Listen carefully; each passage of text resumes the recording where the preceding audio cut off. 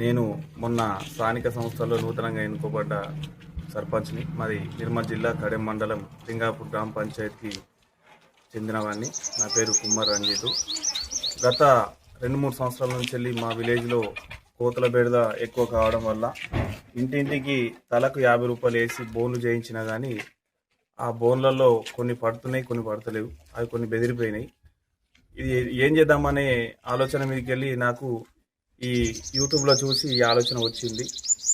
దీని ద్వారా కోతుల బెడద నిర్మూలిస్తా ట్రై చేస్తున్నాము.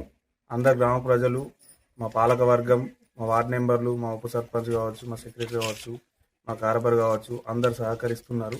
దీని ద్వారా కోతుల బెడద పోవాలని కోరుకుంటున్నాను. దీన్ని ప్రభుత్వం వెంటనే చొరవ తీసుకొని ఇటువంటి కోతుల బెడదని డిస్టిక్ వైజ్గా కోతులు పట్టుకుంటా దానికి కోతుల నిర్మాణకు కృషి చేస్తారని మనం చూస్తున్నాం.